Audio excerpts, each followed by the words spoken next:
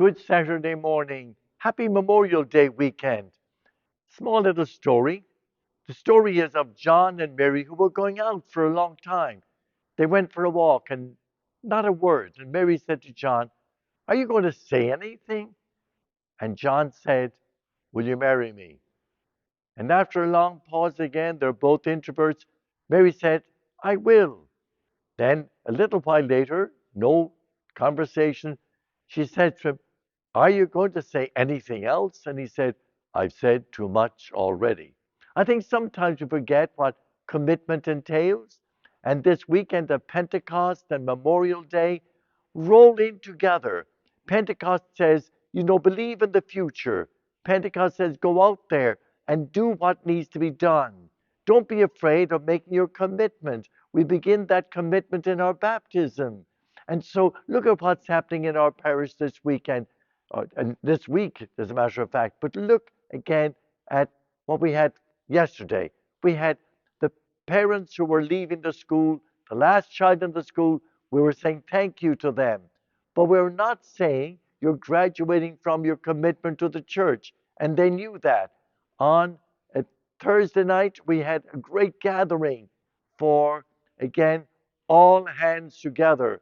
We were making a commitment for the upcoming fair in October. And many of those were people who should long since have been graduated out of the fair ministry. But it's a parish ministry, and it was so affirming to see that. On Thursday night again, graduates all over the place. For the Bishop of Montgomery, graduates had their baccalaureate mass here.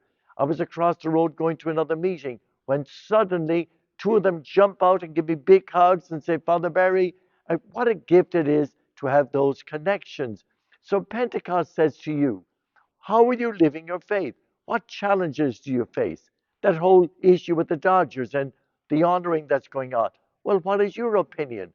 How do you come at that from the power and strength of the gospel? How are you able to discuss it realistically and check out what is the background? Don't wait for one of us to be doing that for you. Do it for yourself. Have a very solid opinion and see how it coincides with what our church means, with what respect means, what reverence means, what dignity means for all of us as members of the human family, but how we should appreciate sisters in the roles of service they've given to our church. Be sure and pray for those who have given their lives in support of our country.